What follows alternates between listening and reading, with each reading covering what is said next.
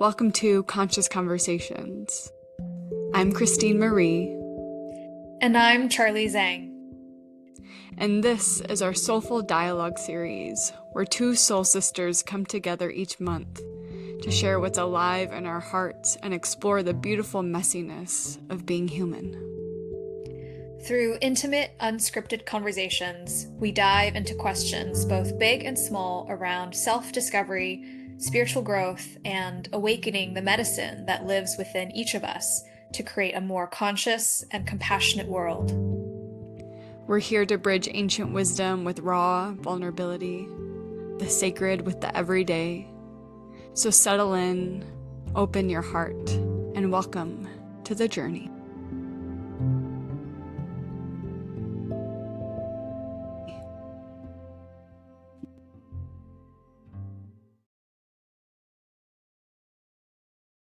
Yay, so here we are for our second conscious conversation. I feel like I've just been waiting for the moment for us to connect again. And today's topic that Charley and I are going to be chatting about is the theme of inner authority, which has been coming up so strongly in my everyday life around really just some personal and professional relationships that I'm noticing as activating the sense of knowing my inner authority and knowing my capacity to trust and follow my own guidance while also receiving opinions or input from external voices. And so yeah, I just wanted to dive in and share a little bit about what that experience like has been for me, and then also ask you, Charley, and we can go there right now. What do you feel like your connection to your inner authority is, and how do you feel like maybe you might be challenged or it's coming into your awareness in your day-to-day life, whether it's professionally or personally? Yeah, I'd love to hear. Mm. It's such a good question. Let me think about that for a minute. When I think about inner authority, the thing that comes to mind is trust. And for me, trust comes from a couple of different things. The first thing is knowing who I am and the ground that I stand on. So I feel that trust is an outcome of self-study and understanding who I am and acknowledging my strengths and my gifts, but also having an awareness of my limitations and my weaknesses. And there is a certain kind of sense of reliability that comes with that. When I know what my strengths and limitations are, I know what I need to lean into in different months or in different circumstances. So there's an interesting kind of security and stability that I get from that self-knowledge. And then there's an external dimension of trust that is about trusting the universe, and that comes from believing that the universe is some kind of sentient, intelligent force that is made of love or intelligence that wants to partner with me, that wants to co-create with me, and wants to work together with me to help me fulfill my highest potential. And so, that has to come with seeing the universe in that way as being receptive to my influence, but also having the kind of intelligence that will show me the way too. And so when you combine those two things together, that's what feels like authority to me, the ability to make very clear decisions, but also having that sense of faith or that sense of adventure of not knowing what's going to happen either. Yeah, yeah. Ooh, that's a great answer. It's a great answer. I mean, I feel like there's a lot about your share that I want to talk about, but one thing that really stood out to me was this statement of knowing who I am. And Mm-hmm. from that place of knowing oneself, then essentially that is your inner compass to making the decision that you need to make, or to be honest with yourself in moments where maybe, you know, maybe you've been blind or not looking at fully with clear eyes. And I feel like what I love about your answer, what I find challenging about your answer, is that to know oneself is such a journey, because we change constantly. Like every day, every moment, I feel like I'm a different version of myself because of the inner growth and transformation that I seek and I follow in life, you know, on a day-to-day basis, for real. And I'm sure you're the same way, you know, in your own right too. And so it's like knowing who we are is a constant state of awareness. Mm-hmm. And it takes a lot of self-love to Mm. know who we are. And I think that is a really big, um, that's a really big task to follow, because I think a lot of us were taught to like put others first, or put other, you know, people's um opinions or expectations of us first, rather than, you know, actually what is going to serve me and the highest good for myself and others as well. So yeah, those are just some things that have been forming in my mind as you were speaking. Yeah, I love that. And I would add to the needing to have some measure of love to know who we are. To me, it is also just a willingness to pay attention. I think love is eventually the ideal outcome in a sense of coming to know who you are and then learning how to love all of those pieces. But it really starts with the willingness to pay attention to your internal world, really, because in a lot of ways, I think that's what it is we have a life that we live externally, but we also have a life that we live internally. And I think the journey of knowing who we are is about paying attention to that world, cultivating that world, and building that world out further so that when it comes to living externally, the worlds are aligned. Mm-hmm. Totally. Yeah, and that connection, you know, to self, I think of with inner authority, it's like knowing where your body is telling you, like Mm-hmm. it's speaking to you, right? So sometimes people are like, oh, I really feel like the answer to, you know, what I should be doing next. Like I feel that strongly in my gut, or I feel it strongly in my heart, or, you know, in my hands, or whatever. It's different for everybody, but I think knowing oneself is it's connected to that, because if you also know how your Mm-hmm. intuition speaks to you from a somatic lens, it can really solidify your your answer that you're looking for, versus like what I think a lot of us do, and I catch myself doing this as well, is like over analyzing it in the mind when the answer is just like bright and clear, you know, when I drop into my heart or drop into my belly.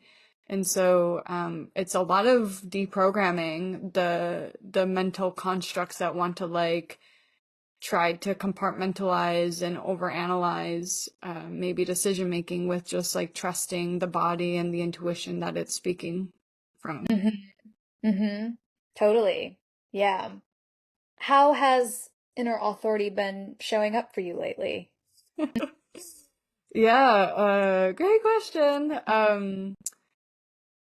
It's been I feel like I'm in a tricky spot, and I actually probably imagine that maybe students of mine or colleagues of mine have felt the same way when you're on a path for, you know, essentially self-revelation and transformation. For me, like it's really important that I have resources available to me and guides and mentors available to me, so that I can, you know, um, I can have things pointed out to me that maybe I wasn't available to see.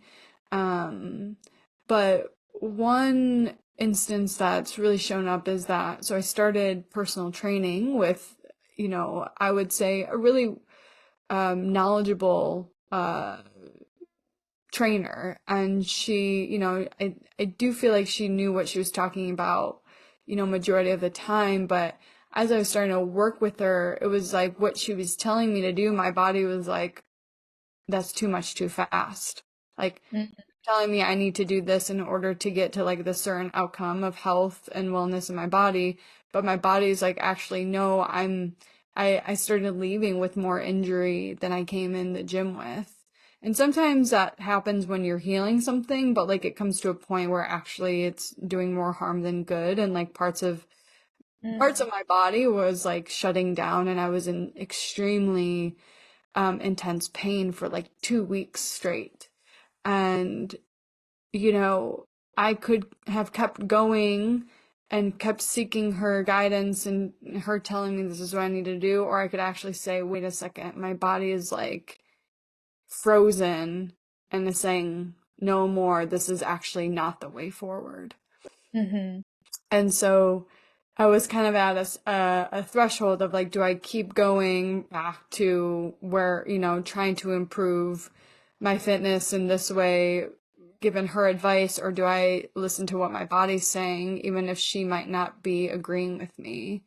And then I made the choice to stop and go really slow, and listen to my body. And I think, so much came up for me in that, because there's a part of me that noticed like, well, I don't want her to think that I'm weak, or I don't want her to be disappointed in me, or I don't want her to think that I gave up or something like that. Like all of these self criticisms that, I know are programs from when I was a child.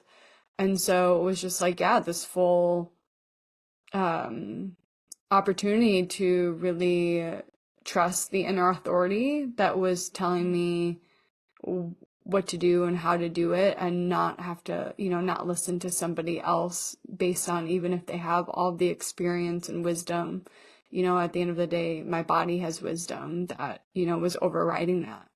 Mm-hmm. So, but that, it was a slippery slope. Hmm. Yeah. Yeah, I love that as an example, especially because, you're working with a figure of supposed authority or expertise or, presumably having more knowledge about certain things than you. And sometimes when you're in a situation where you're like, this isn't right for me, it can be hard to state that need or state a boundary. And I feel like what you were just talking about does paint a really nice portrait of what it means to trust one's authority, or just learning how to take in the signals that your body's sending to you about something's not right here, or there's something else going on, and you're recognizing something that's true about this experience that you're having, of this might be a little bit too much for me, or this is breaking, or this is edging too close to something that I'm not comfortable with, or that I haven't maybe established full safety with. And then after that, expressing that need in some way, or recognizing that need and saying that this is true, this is valuable, this matters in some way, and then working up the courage to create that boundary with someone. Like that to me feels like it's sort of like this step-by-step process in a way. And it does take so much resource and understanding of yourself to be able to make that authority evident with Hmm. someone else. Yeah. Totally. Yeah.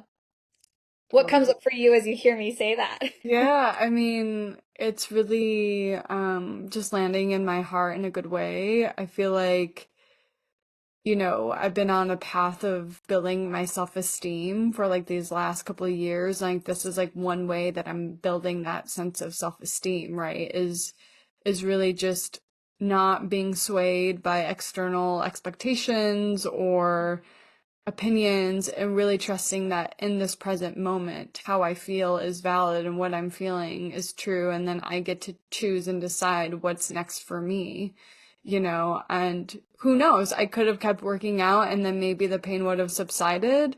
Like, I have no idea, but it's like, I feel like what Mm. I'm knowing about inner authority is like trusting what the feeling is in that moment and then making the right decision for yourself to support whatever that feeling is, right? Mm. And I think that is a really big thing for me. For And sure. also, and it's this came up at actually a ceremony this past weekend of like when the feeling is there, you like I can trust it. I don't need to like doubt it or override what the feeling is. The feeling has wisdom, it has information. Um and I can trust it. And I think I went a long time without trusting the body, trusting the signals, trusting the feelings because, of so many reasons. Mm-hmm. Absolutely. Yeah. Yeah. Question that's coming up for me as I'm hearing you say that is how would you, because I get what you're saying about not overthinking, not second guessing, because that's really key to trust. But I wonder about instances where maybe you're brushing up against some discomfort. Mhm. And so then you have this choice of this isn't safe. My feeling of being uncomfortable is valid. So I want to listen to that. But then what if the discomfort has the potential to grow you or expand you in some way? So how do you make the discernment between this is a this is beyond what I can take right now versus this is uncomfortable, but I know that this will benefit me. Mm. Does that make sense? Is that Yeah. okay? I think so. I absolutely understand the question and have been asking myself that these last couple of weeks, and I feel like something I actually shared with a client yesterday was when you're in a moment of discomfort, it doesn't mean that you need to exit out of that moment right away, but it's like asking what you need in that moment of discomfort to allow yourself to either be with it or yeah, just be really present with it, right? So if I'm in a moment, if I am, you know, I'm just saying like doing bench presses at the gym and I notice like I have discomfort in my neck, it's like, well, I'm not going to keep pushing myself in the discomfort. I'm going to ask the discomfort, what does it need? Mm, And then, okay, well, it needs rest. Okay, it needs to take a break or whatever it is, right? Really listening to what it needs in that moment is an act of resourcing yourself. It doesn't mean you're quitting. You're not escaping the discomfort, but you're inquiring further. And I think mm, that's a completely different perspective of looking at it. totally. Yeah, the sense that there is actually information embedded in the feeling so that it is important to sit with it, feel it, but also dialogue with it too, to give you more information about what is the right decision to make. Right, right. Versus yeah, if you're in like a really painful experience, like the opposite of dialoguing with it would be completely overriding it and just pushing and forcing Mm, something to continue to happen that is actually not serving you.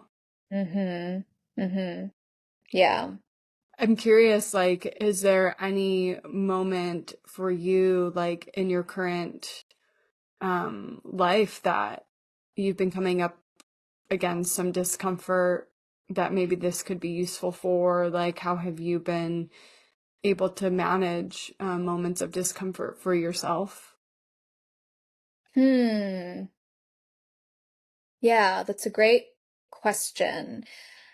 I would say that I brush up with discomfort all of the time. Because as you know, I've been in this chapter of my life. I was let go from my full-time, stable 9 to 5 job in March. And so I've been living in this in-between space, navigating uncertainty and the unknown, starting a small healing arts business and putting myself out there in ways that I never would have dared before all of this happened. So I feel like I'm brushing up with discomfort all of the time. And this is the type of discomfort that I recognize as discomfort that will grow me and will expand me. These are, this discomfort I recognize very clearly as the edges of my comfort zone. So for me, I feel it all of the time these days, but I have also come to form a bit of a different relationship with it these past few weeks, especially this past month, this past couple of months, in which, for me, feeling discomfort usually isn't a barrier to taking meaningful action. And when I think about this overall topic of inner authority, to me, that's about having agency over my experience. There's a lot that I can't control. There are outcomes that I can't predict. But what I know that I have access to full time is agency. And there are discomforts that will let me know maybe I'm not ready for this right now. But then there are also discomforts that sort of masquerade as you're not ready for this, if that makes sense. And whenever I come into contact with that, I know my task is to connect back into my agency and to ask myself, what is the best way? What is the best course of action I can take? Is it to remain still? Because sometimes that is needed. Or is it to move forward and take meaningful action regardless of the fear or the resistance or the doubt that this discomfort is bringing? That again is sort of a mask for saying that I'm not ready. And that has been a practice. It's sort of like a muscle of building courage. But that's what the inner authority is fueling, right? Is that it's saying that I have agency over this experience. I can choose to stay still or stay small, or I can choose to take the meaningful action and see what that does. Because sometimes learning who we are, so coming back to that conversation of learning who we are, is about gathering data and seeing how the world responds, seeing how I respond to what the data is sending back, and using that data to then guide me into other spaces or dimensions or other courses of action. Yeah, yeah.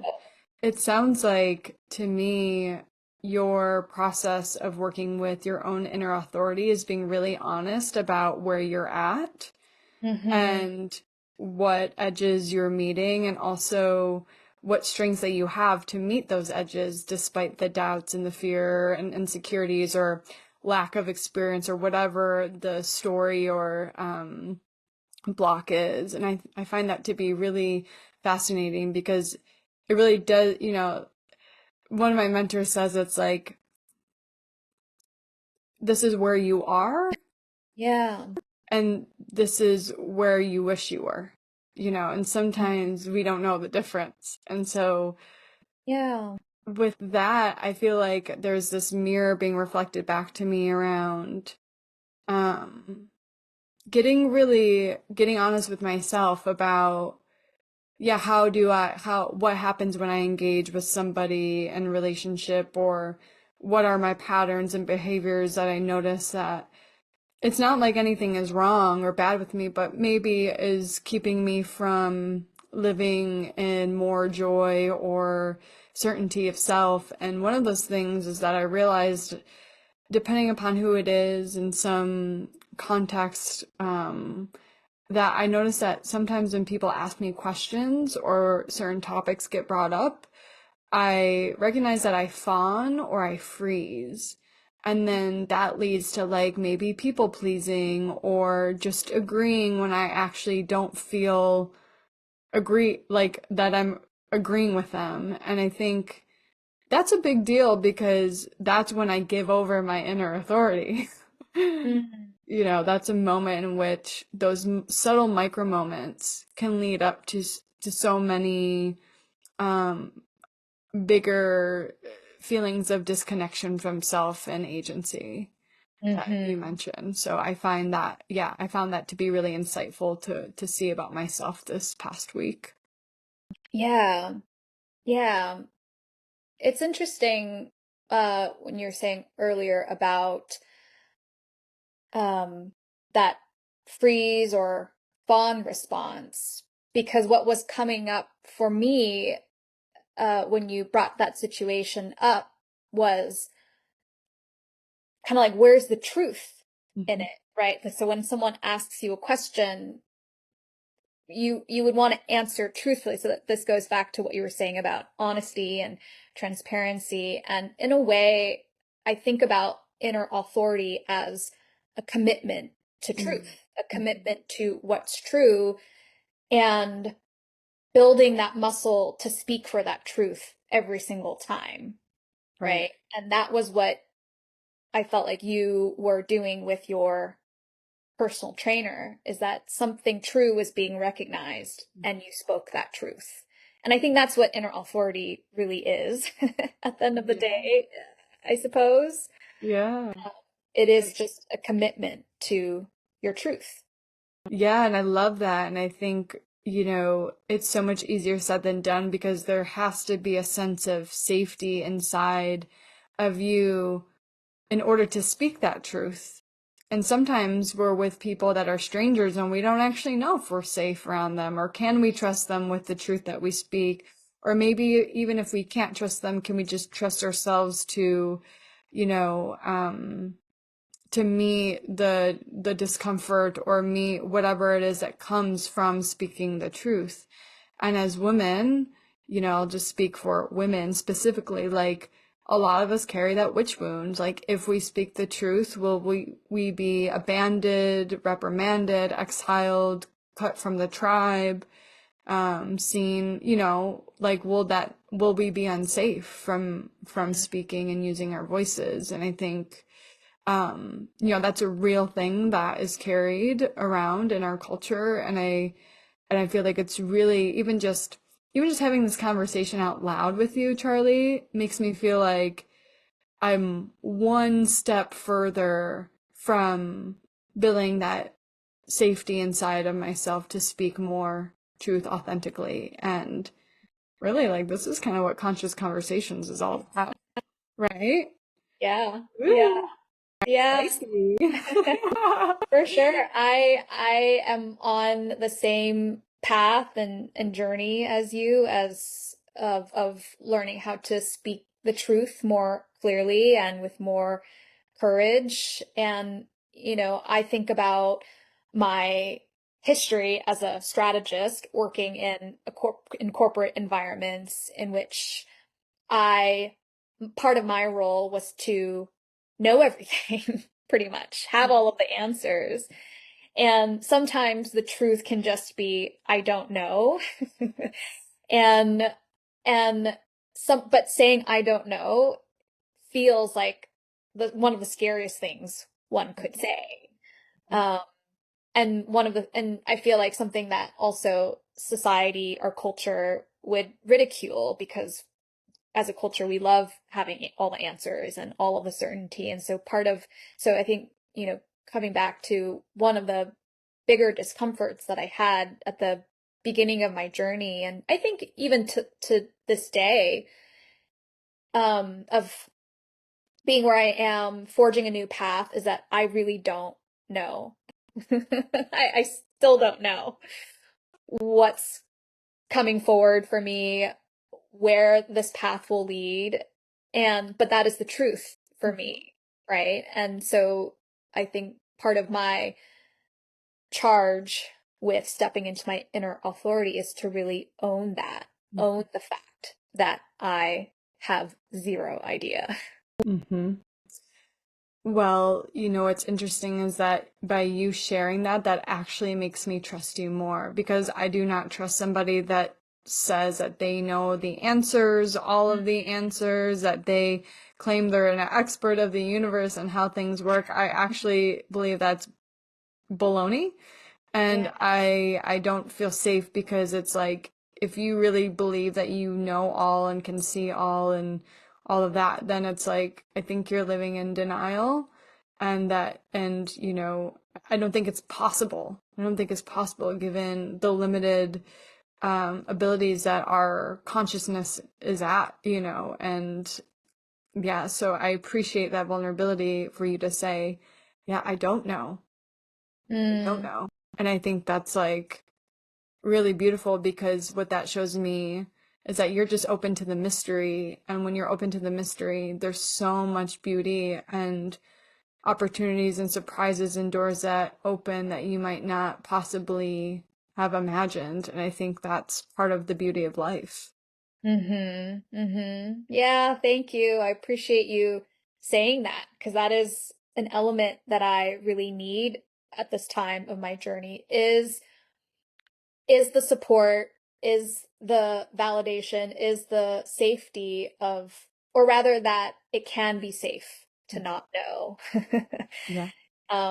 So I just appreciate you saying that and reflecting that back to me.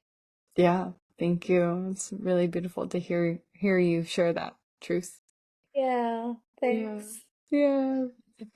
Well, yeah, it actually feels like it feels really good to end on that note, actually, with this conversation together. Um I do want to maybe leave our audience or readers or listeners with maybe some bite-sized nuggets to take home. So what's like one practice or one thing that you would share for those to consider integrating or incorporating into their everyday life if they're wanting to build a deeper sense of inner authority? Mm. So the word that leaped out immediately is experiment. Mm. Because it's easy to say, just trust yourself and, you know, just let that run your life. I just don't think that that's possible. And the way that we trust ourselves is through practice, is through experimentation. The the journey of learning who we are, what we like, what we don't like, taking meaningful action, receiving data back. Like those are the things that grow our trust in ourselves. And that trust, it does need to exist in an embodied way.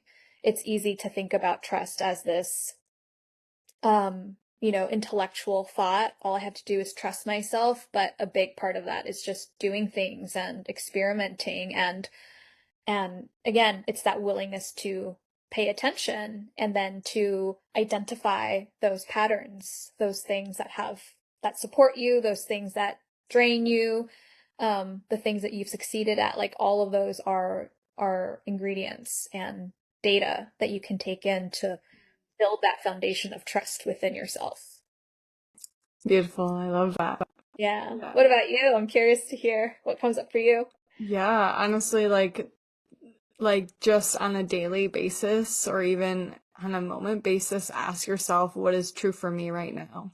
Mm. And Hmm. just let that answer be sufficient enough and honest enough for, whatever choice or moment of conversation or whatever it is, right? Just let that be enough for you right now, and knowing that as you build trust and communicating that sense of truth, then you'll start to know what is true and what is untrue for you, and it'll make your life a lot easier.